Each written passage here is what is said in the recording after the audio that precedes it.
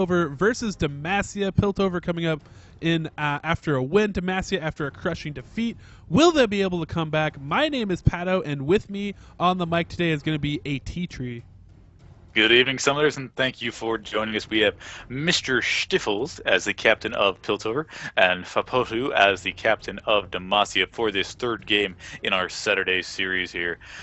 We are looking at our picks and bans here, seeing if we have some genuine bans coming out from people, but it looks like if Piltover's first ban is Darius, we're going for more comedy options. So when we get back to actual games going on, when we get into our picks, we'll let you know. So what do you think this time? I think they did switch out some players for Demacia. What do you think this time around Demacia is going to want to do that they didn't do last time to have this game go a little bit better against Piltover? I mean, it's hard to say. Piltover has a lot of good champions, or a lot of champions who are really good at poke. So I don't think they'll think to try to do the same kind of team composition as the last game, where a lot of their champions were about strong engage, were about really getting into the middle of a fight. So Piltover could easily counter that unless not unless Demacia were really able to engage onto some of the early and often. You see Orianna coming out as Piltover's first pick. Expect maybe Caitlyn to be their AD carry. So that's the long-range game from Piltover. Should see that pretty much unchanged from their first game here. We've actually got a Quinn locked in, and see if that is see where she goes. Really, can't say just yet. Probably to be their AD carry. A very unusual play here, especially up against what looks like it's going to be Baconhawk playing Janna again, a Janna Caitlyn bottom lane. Yeah, it looks like Piltover might be just reusing their lineup before, which is one of their most strong standard lineups that they kind of have. But Demacia definitely changing up here with the Quinn pick and a Sona as well. Didn't see her last time, and a Poppy. So they're actually going quite different this time around, and maybe this shakeup is going to be good for them. We'll have to see. What I'm seeing here is that Demacia has doubled down on their in-your-face. This is going to be crazy. Yeah, I'm actually really excited to see this lineup because it's not the typical champions you do expect, and that's the fun of this kind of format, which I'm looking to see. I actually think that Lux as a champion, just in general, if we all got one ban for one of the other factions, I think Lux would definitely be my ban if I was Piltover, simply because if you do have a team that tries to siege up against you and poke you down in the mid lane, Lux is one of those long-range champions that can fight back and just clear waves at range and be relatively safe and stop that kind of action. So she's definitely going to be key for Demacia if they're going to want to survive out through that kind of action. Certainly. And Taco Storm changed his champion a few times here, perhaps trying to impress his mom with the manliness of all the champions he has available to him, but he is going to go ahead and finish up on Jace here, same as the first game he was in. We actually have both of our riders playing the same champions, and I think this entire Piltoverian team, it could just be Piltover as a possessive for him, but I kind of like Piltoverian, as that team comp is the exact same as in the last game here. And Taco Storm's going to stop pulling Demacia's leg and let them have Jarvan now. So looks like they're going to finish up their team comp that way. Yeah, I mean, right, Taco Storm, the trickster of the bunch, but big shout out to the riders that did come out here and are supporting this format. I think it's really cool to see those kind of players, make it out here and have some fun with the community and what ultimately is a really big community type tournament and event that's being put on here. So shout out to Cupcake Trap, who actually has started this beast and kept it rolling. And now we have over 400 matches that have been played and I think it's like 2,500 summoners that have signed up. So really definitely a really cool thing. I'm glad that I was able to come in here and get involved in Cassie's games, because the first one was actually really close, really exciting finish. The second one unfortunately didn't work out that well for Demacia, but I expect a good game from Demacia in this game. Absolutely. We've got different champions on we got different summoners on some of our champions here. So, we'll see if they feel more comfortable with the play style of some of these champions, and if they can turn Demacia's fortunes around, or if the technological advantage of Piltover will just continue into another crushing defeat against Demacia, bringing Piltover to the top of the pack. Yeah, I think the advantage for Demacia is they're playing champions that you typically don't see, like a Quinn, like a Poppy, unless you're playing a lot against Spam Happy's account. Like a damn Poppy. I mean, and Piltover has good burst damage. They especially with like a Fed Jace or an Orianna, they like to be able to burst you down. With Poppy, they're going to have kind of a hard time doing that. It'll be a matter of trying to encourage somebody to go with some attack speed, which will be Caitlyn at some point later in the game. But from early through mid game, Poppy might have a surprising advantage depending on which lane she considers ganking into. Yeah, actually, interesting. I actually did not catch. I guess I wasn't paying attention at first, but I just assumed it was going to be, a laning Poppy. But seeing her out of the jungle, that could be potentially scary. Although it's not going to be. I mean, it's not going to be quite the same as if you get a lane Poppy running. But I mean, I've played enough games against and with Poppies to know that there's just a ticking time bomb. There's eventually a point where they're going to be diving on you, and they're just not going to care, especially with diplomatic community coming in there as well, and just being like, hey, nope. Nobody else can deal damage. You're just dead, and you're just gonna have to deal with it. Exactly. I mean, that ability to reduce into incoming damage on every attack that lands down onto her is that's part of why she's so scary once she gets going. And having champions in each one of the lanes, Jarvan in the top lane, Quinn in the bottom, and really even also Sona in the bottom once they hit 6, that makes it easier for her to make her way into the lane to knock somebody into some terrain and set up a gank should they get their positioning just right. It's a bit of a risky proposition, but then I think most of what Demacia is doing in these games here has been a risky proposition. That's for sure. It'll definitely make for something exciting to see. Yeah, and that's what I want. I want excitement. If we're gonna, if you're spectating a game, you want people throwing blows, and getting kills, and making the action happen, and throwing in something new. It'll be fun to actually see Quinn on the battlefield. Where I've seen her most be effective, and I think she actually showed up due to this in the LCS, is actually just a counter mid to some champions. She's actually pretty good in a solo lane by herself. Yeah. In those cases, yeah. But in this case, we're actually going to see our AD. The top Quinn every so often, and where one team feel like going to the throwback to the season 1, a mid lane Quinn can do all right with the ability of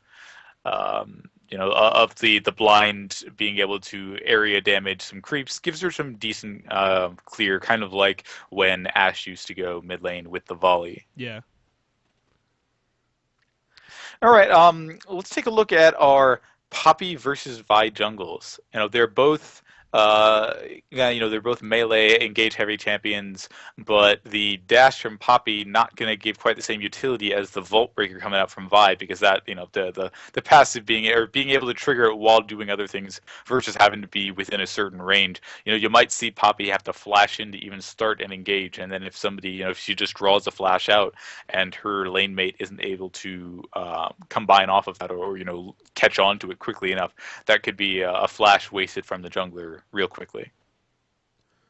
Yeah, I think Poppy's potential to just deal out a lot of burst damage is a little bit higher than I would say Vi's is if they're both getting going. But I think Vi's reliability, like you kind of were pointing out there, is a lot higher between the fact that she has Vault Breaker and she has her ult. 2 ways that she can lock onto you. She can even use her ult, then follow up with Vault Breaker to give you even more CC. She's more of like the lockdown catch you person where Poppy's like she's trying to get there, she's trying to blow you up. The cruise missile of destiny, if you will. That's Right. that's her goal. Right, and again with with Demacia taking champions that aren't particularly burst heavy, if Vi is able to dash into a back lane, apply denting blows to somebody, then if one of those Demacian attack damage champions is getting strong, the denting blows can turn a fight back around just as quickly. Oh yeah. So let's take a look as we get into our skins here. It is going to be 8 out of 10 summoners wearing skins here, so definite advantage to the Piltover team, not the Riot team. But Demacia also looking good with Lubu, Jarvan, Arcade Sona, and Battle Armor Poppy. Yeah, actually, I don't know. Poppy's one of those funny champions too, where like I think I like her. Which I don't remember what it's called, but the one that's red, it's like something like maybe it's like steampunk or whatever. I don't know. But that one's my favorite, at least the way the armor looks on her. But I don't know. It's hard with the smaller Yordle champions. Like you have to be really specific with your theme, and it has to be really visible. Otherwise, it's kind of like you have a smaller canvas to work with to make your cool champion skins. Absolutely. We are just about to get started here. Sona's still finishing her loading process here. And, I think we saw it coming out of Jarvan in the last game here. That our Jarvan here again is having some ping issues, or at least is not seeing a particularly favorable ping. So Yeah. hopefully that evens itself out before too long. Yeah, it was like I think it was like 400 ping or something as we beginning of the last game. I thought I wasn't paying attention if it was going down or not, but at least we're creeping down from 400. It's 326 right now, but some of these I was surprised the Riot people actually don't have better ping because typically if you're if Right. you're You playing have a ping of like 8.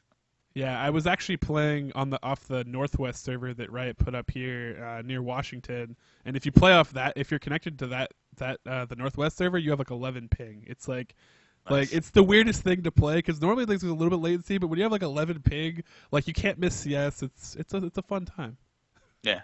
Well, I'm not going to complain, but at the same time, I know that Riot doesn't care about the East Coast. So those of us over here just get what we get. Yep. And here we're gonna be leading it off.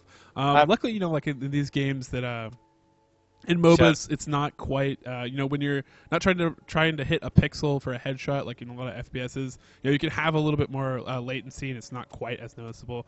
So in this case, we're gonna see him go ahead. So Piltover, if they're able to win this game, they will take the current lead in the league right now for Mirrorwater. And they will also kick they will also kick Demacia down to the lowest position that any team has ever been in the history of factions. Which I would like to see because I'm currently voting for Piltover at this point. This game is actually looking to start off the exact same way as the Demacia Noxus game, except Piltover now bringing people into position as Demacia comes in. The light binding goes down onto Jace and onto Vi. Vice for it to flash out of the way there. Will make it out around to the turret, but has taken down that summoner spell in the meantime. Did not take the Vault Breaker, took the denting blows looking for some early fights, but saw an immediate need to disengage instead.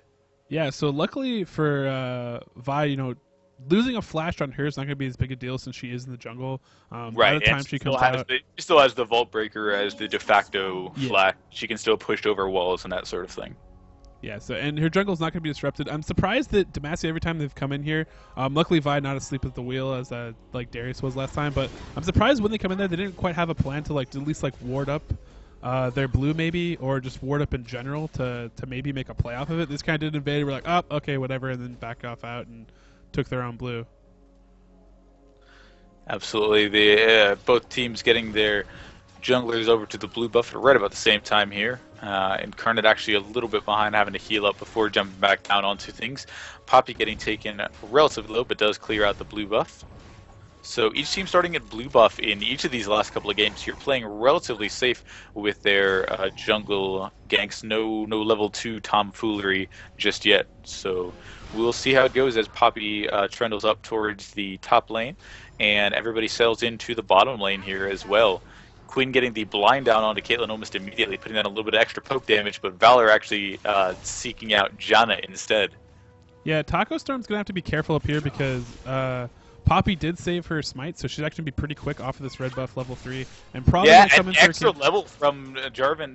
Jarvan actually went to press the advantage real quick onto Jace because he picked up level 2 before Jace did. So he was able to put down a lot of damage, but he's also doing Poppy the unfavor of pushing Jace out of the lane there. So she is considering rolling around into the Piltover jungle and perhaps either catching out Vi or coming up behind Orianna here.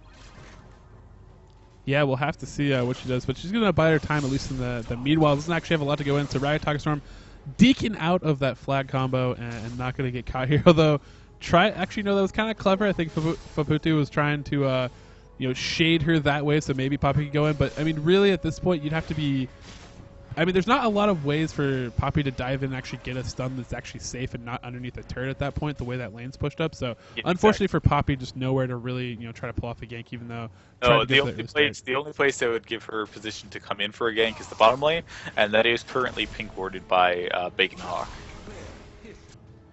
Yeah, and that's kind of what I expect from this lane, at least in the early stage. I mean, Quinn, is actually can be pretty good at dueling, but against a Caitlyn... idea there?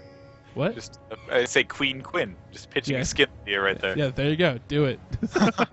But I mean, the range of this lane and the poke they have and the trades that would come out of this, I mean, the Eye of the Storm off of any kind of engagement for Quinn just kind of stomp out a lot of the pressure they're going to get. And so I expect this lane to kind of be like this until we actually see maybe Poppy try to make a play down there. But like you pointed out, already warded. It's going to be hard for them. But Lux already put low.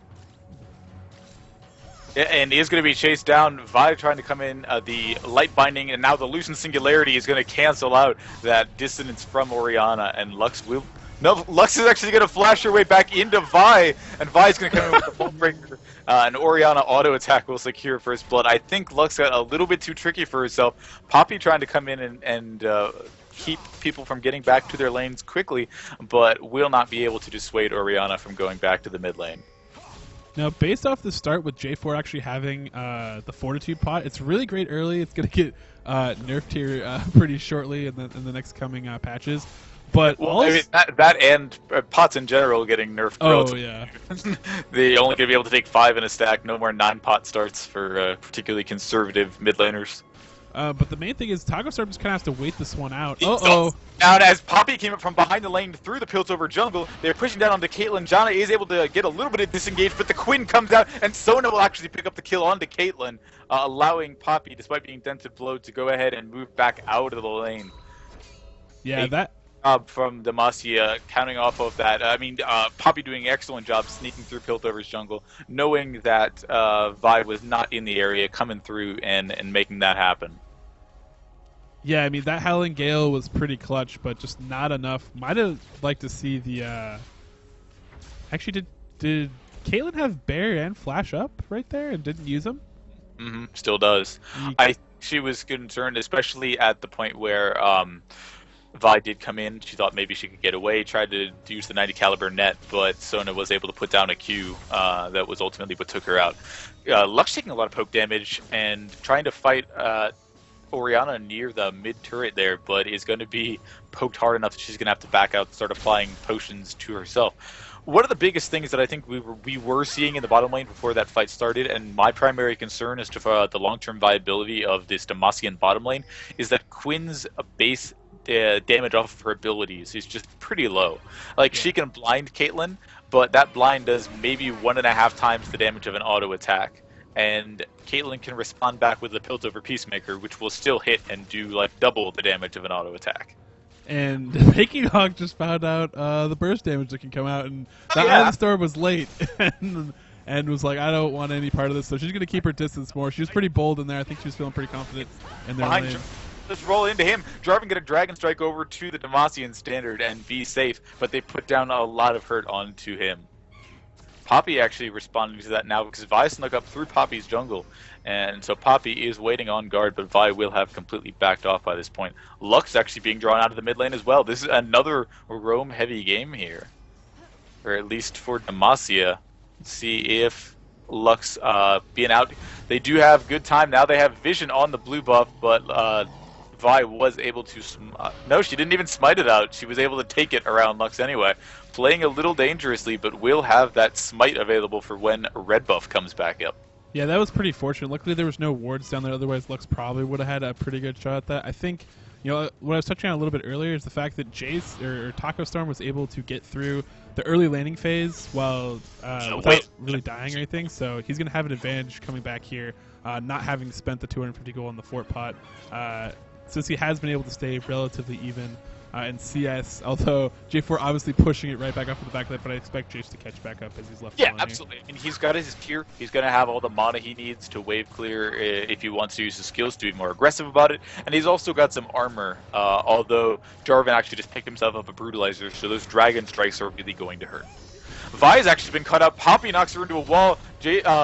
The final spark comes out, but is flashed away from, and the command dissonance is going to be able to keep Lux or Poppy from being able to get in towards Vi and finishing her off. The bottom lane from Piltover has come out as well, maybe looking to get at people as they try to return. They find the bottom lane for Demacia. The blind goes down to both members, and the Howling Gale does not hit. So Demacia will be able to disengage, as is their right, but Piltover trying to finish off the Demacian ward out by the dragon. More poke going down, waiting for something to happen. The doesn't hit either. They want to get in there before the pink ward wears out. Yeah, they brought all of Demacia over to the blue buff, but now as Lux actually just clearing. Oh, she tries to clear up. Poppy pulls the blue blue buff too far away and is actually going to take it herself. Demacia now putting the blue buff onto Poppy instead of Lux, and then Poppy will walk back through a Piltover pink ward as she comes up toward the lane, so they will know she's there. Yeah, we see Jace actually just taking advantage of the fact that he has multiple spells in his kit. He doesn't have the standard, 4 like a lot of champions do. He has more, and there actually goes aggressive on J4 now that he actually, when he sees he does have advantage after J4 popping his cooldowns. But looks like Janet in a little bit of trouble here. Janna and Jarvan both looking like they're going to go down here. Jarvan is going to go down first. Jace picking up that kill, and Janna will actually make her way out with the extra disengage, the Zephyr, the Howling Gale, and blue team coming back around from bringing Vi into the bottom lane there. A lot of damage. Quinn forced to go in, bring Valor to the field. Sona having to back off, and even Poppy can't do too much just yet. Having to take that Spirit Stone, not being at the point where she's taking a Sheen or anything that gives her bonus damage.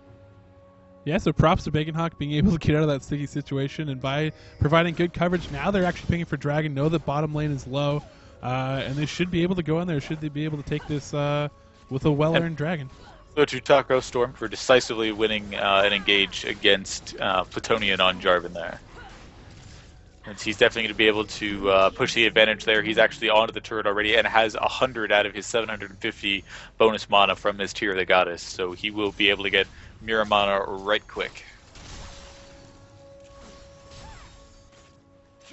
Funny enough, this mid lane is kind of a lane that I actually put up on my page the other day. I was like, which one would you rather take? Would you rather take Lux in a standard game or Orianna? And it was actually pretty evenly split. I mean, as a lane, you can see they're very even at this point. I mean, besides Lux, flashing over, getting yourself killed, which you're trying to be fancy in there, and getting yourself in a bad situation. The lane plays out pretty evenly, but they both bring something completely different to their team comps. Where Orianna is more of a a facilitator, grab of hold you, give a lot of utility to your team. Lux is more the range clear and has a lot more burst damage. See, what I thought you were going to say about it being funny in the mid lane is the fact that this mid lane has basically been vacated. Like, people just aren't playing the mid lane right now. They're walking around, they're checking jungle creeps, they're going down to bottom as Lux is now. But the Piltover wards continuing to really give them good sight on every little trick that Demacia is trying to pull. If Lux is actually going to go ahead and back there, because if she tried to push her way into the Piltover bottom lane, she would be caught out. They're actually going to put down a missing ping from Orianna, but looked off by now, and it's going to be Piltover's turn with 3 pushed out in the lane and no wards from the Vault Breaker coming out. The Vault Breaker getting ready. He's going to go down onto Sona. The Helen Gale does catch her even after the ultimate from Sona, but the ace in the hole sneaks just around Quinn, and Quinn will go down anyway as Janna actually pushes out the ultimate under the turret. A very decisive victory in the bottom lane for Piltover. Yeah, and the top lane, Taco Storm going there, sense of victory. J4 getting I don't know quite what he was doing, keeping up that pressure with Poppy gone. I mean, they tried to pull off a gank there. I thought they were going to have enough CC, but, Taco Storm kept his cool. Poppy didn't quite fall up because she got a little bit low from the turret, and able to pick up a kill there in that top lane. And Taco Storm basically king of top lane at this point, as he's been crowned. I mean, that extra, the extra armor now being built into a Ninja Tabby did seem to do a very competent job, especially when that fight finished under his own turret of neutralizing the Brutalizer coming out from Jarvan. Jarvan had the shield, but Jace has the additional attack speed and the ability to move more fluently, and that ultimately finished that fight in the top lane. The mid lane champions have actually decided to return and start doing things in the mid lane here, so they've been pushing back and forth. Both of them at about half health and mana, and buffing up different stats. Orianna returning her mana while Lux focusing more on health. As things pop out towards the bottom Tri-Brush, the pink ward from Demacia does see Piltover as they go ahead and back out, but they are not going to be able to put anything down onto them. All in with the shockwave and able to pick up a kill. Nice. Yeah. Piltover just, I mean, again, I kind of feel the same as last time. I don't think Demacia is quite just, it's it's not nothing to say it's something they're doing wrong. It's just what Piltover is doing right, and they're just very, very active around the map, and they're making all the right plays, and they're using their comp really, really well together. And I think the first game, what we saw when they were actually playing against the Ionia, they were a little bit rusty in some of their early actions, but as we see now, I mean, they basically got everything down. With their mode, but that shield does go up, and we'll give her a brief, almost immunity from Demacia here. One of the things that seems strangest to me, and it's not like it's really dictated the bottom lane too much yet, aside from the fact that Caitlyn does have a creep score advantage, but I think this is as much range as anything else, is Soda taking a Chalice of Harmony. I don't know if she's planning on building that into a Mikhail's Crucible quickly in the game, but I just don't think that Sona really needs that much magic resist. I think it's a sign of... I mean, I know Sona is the face roll champion, and that's kind of what she does, but I just don't think you need your mana regen, especially with the 9 you already get from a Philosopher's Stone, to be that high. She doesn't have exceptional cooldown reduction yet, so yeah. it kind of strikes me as an unusual choice. Yeah, I completely agree. And even if she built a Mikhail's Crucible, there's nothing really on the enemy team that you're going to like cleanse a standard stun. Like most of it's just knockbacks or slows. I mean, you're not going to be able to cleanse a shockwave or anything like that. Right. So I mean, like... it would be the Caitlyn cupcakes. Yeah, and which if you step on those, that is your own fault. Like in a team fight, in most cases. Yeah. No, but I mean, we just continue to see as actually Vi is getting cut out here. He's going to go ahead and assault a battery onto Lux. Lux getting taken pretty low. Did she flash out of the shockwave? Yeah, she flashed out just in time. Good time, but the ace in the hole coming down onto her brings her down to about 100 health. Red team's turret gets destroyed as Jace takes that down. Lux is firing the final spark from behind the turret, trying to clear things out. Damage coming down, the shockwave onto Vi. Vi getting taken extremely low, but Poppy going to be forced to flash out because she is ignited and burning. Quinn and Caitlyn in a duel to the death. Caitlyn being blinded out, but is putting down the trap. Quinn going to go out and fight away around it, going to come out into the non-ultimate form, but not enough damage coming out from finishing the ultimate, and Caitlyn will actually be able to, I think she flashed her way around that to try to confuse the position, but didn't really need to because Quinn went down at that time. Yeah, I think she was going to try to flash out to dodge the ultimate execute, but still was a little bit late on that. Still took the damage, but wasn't enough. So nice 1v1 coming out on top, and that's just kind of. I feel like it's kind of sealing the deal for at least this early game that Piltover's kind of put together. I think that right there, I mean, there was a great moment where we could have seen Demacia have that that speed bump to slow down Piltover and get back into this game, and they still very much can, but at that point, like, it's just unfortunate they didn't come out on top, playing a very dangerous game in that mid lane too, trying to take down that Poppy underneath the turret. But they're confident right now. They have the swagger at this point. They're mounted up as 5. And again, it's a whole team being together here. They're actually doing a pretty good job, both of them right now, of forming up and being ready. But you saw from the 1v1 of Caitlyn versus Quinn there, Quinn's ability is just, don't do all that much damage. And even with all the steroids she has, Bacon Hawk actually burning and taken extremely low. I think she might have turned off. No, she turned off that ultimate at exactly the right time, finishing the fight with about 5 health. Jarvan actually also burning, but will survive. No, the ace in the hole is not going to be blocked out by anybody. And somehow Jace got that kill instead because there were more Ignite ticks left. So, ace in the hole, but Jace says, it's okay, I got this. And Demacia going to be forced to back off of the turret. No, they're actually going to... it's going to be Piltover not pushing the advantage at this point. So Vi and Caitlyn will back off. That turret will survive for now. But both the top and the bottom lane pushing strongly in favor of Piltover. Quinn going to be quickly called over into the bottom lane to creep score up a little bit. Yeah, this is a scary part of the game where, your team has a gold advantage. I mean, typically when you're a player in-game, you can kind of suss it out based on your opponent's items, and we can see that gold score up at the top of the screen right now, but until they actually spend their gold, it's really not an actual advantage. But now that they've went and bought up, they're going to be that much scared. You can already see the potency of Piltover's potential, Steve's potential. We see all these cupcakes up around middle turret and their ability to just poke in there, take lives, and get out. And I have to, in that last fight, I have to give major props to Bacon because I think she went in there and even knew. She's like, I can go in here, I can protect myself long enough. It was very close, but she ate so many ults. She ate multiple ults in that. They still weren't able to pick up a kill, and then Piltover was easily able to follow that up with some kills of their own. And just really great execution. In an early game situation, especially where you don't necessarily know what your opponent's plans are as a 5s team, it's going to be, who do we need to focus on? And then as you get later into the game, if you're the team who's behind the 8-ball, it's just kind of a matter of can we focus anybody down here? As speaking of focusing, Jace is chasing Lux down through the top lane here. He's going to pick off all 3 hits of his W. I'm not even sure why Lux was up there, but didn't really stand much of a chance of getting away from Jace, except for maybe a Q and then a straight run away. Yeah, got caught split pushing, and then after that, pretty much knew she was dead. She actually hit Jason's caught full combo. Sona, Quinn tries to jump in the way, but Sona will be taken down by the ace in the hole. Another kill picked up by Caitlyn, putting her to 4-1 and 2. Is on a rampage now.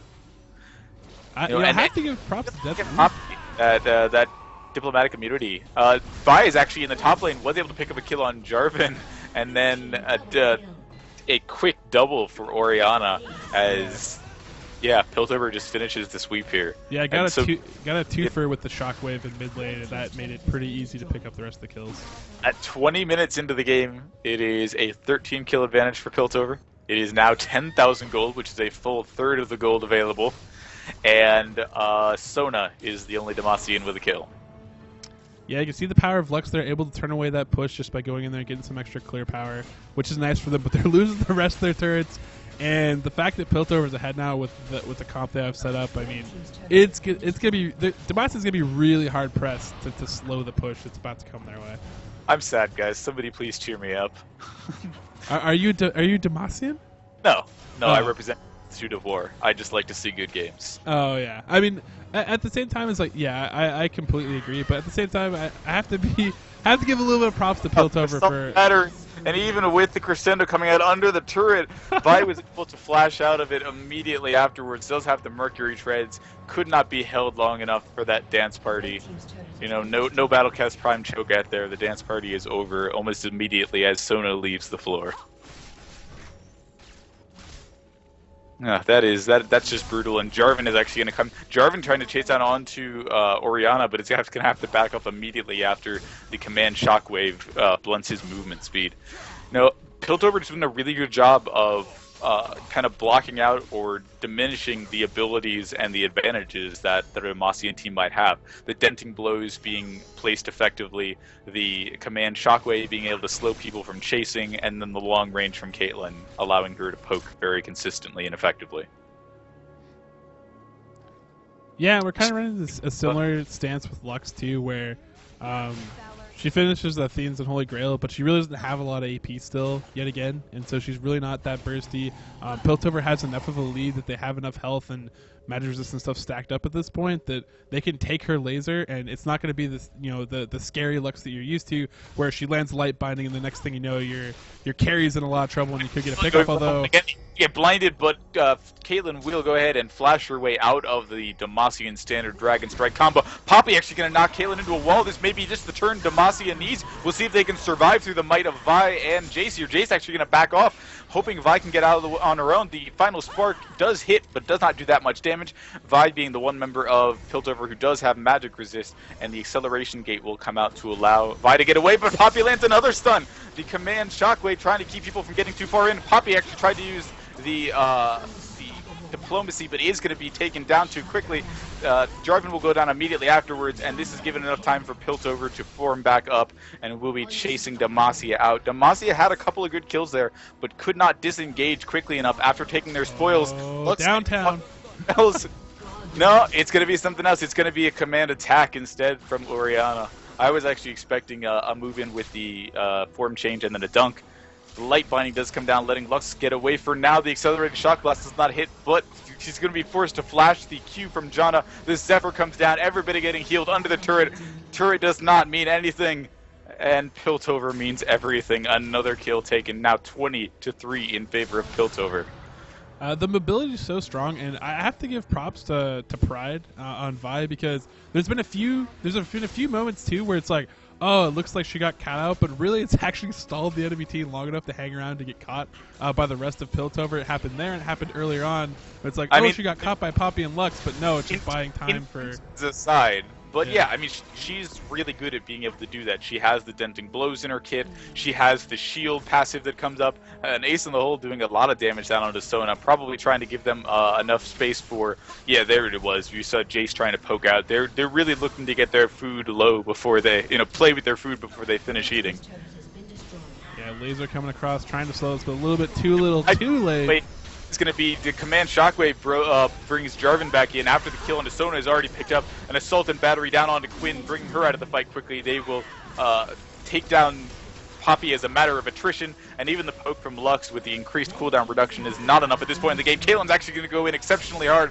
The shield down onto Caitlyn. The Demacian Cataclysm going to bring down Caitlyn because of the turret's help, but Vi will be able to bring down Jarvan immediately afterwards. A 5 for 1.5 in favor of Piltover. Orianna finishes that fight with full health.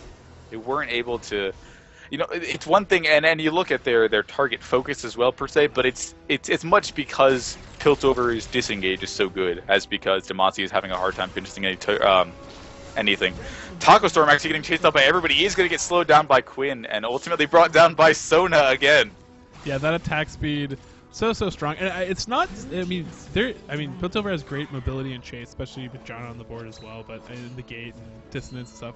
But the main thing too is it's hard to focus anybody when a lot of your teams is kind of running for their life. A lot of they're really low, they're trying to back off, and so they don't even really ever have the chance to be like, you know what, we should probably try to get onto Orianna, and that's the best time for Orianna because she can just set up those great shockwaves, which we have seen Mr. Stifles doing great all game. She can just she can protect a teammate. Vi wants to go in hard and has the ability to do so confidently at this point with the Giant's Belt, the Frozen Heart, and the Merc Shreds. So you throw the ball onto Vi, she jumps into somebody with the Assault and Battery, disables them once, and you blow Shockwave immediately afterward. Both blue buffs being taken, Deathnim going in, taking Demacia's blue buff at this point, and looks like she's setting up to split push and start the push on this bottom lane.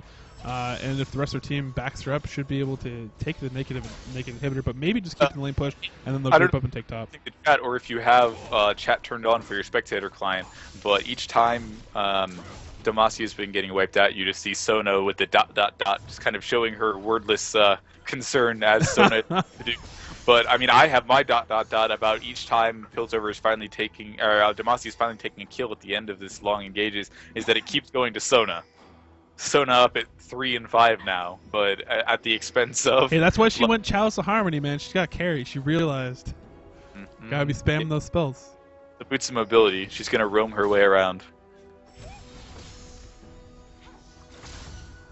And Vi's just like, yeah, 1v5. Let's go. I'll start this off. I got my teammates coming in the backside. Jace coming over, maybe for some help. Nope, finally does go down.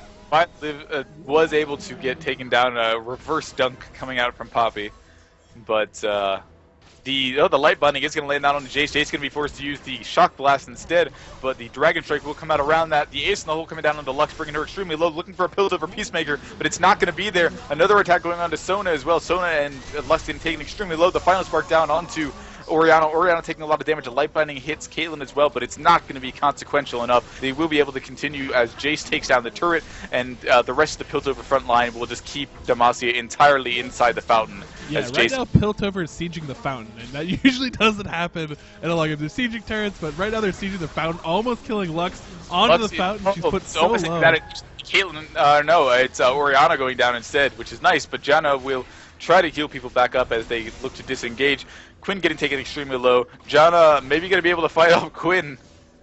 And the minions now just going to be the last impediment keeping from stopping the game. Jason, Caitlyn will re-engage, looking to make sure the minions have a good chance at the turret, and maybe putting down a few auto attacks themselves. They're going to keep that home-guarded Jarvan. No, he actually gets around the cupcake trap, but still not going to be enough as these minions will finish off. No, the last hit going to Jace, finishing off the game.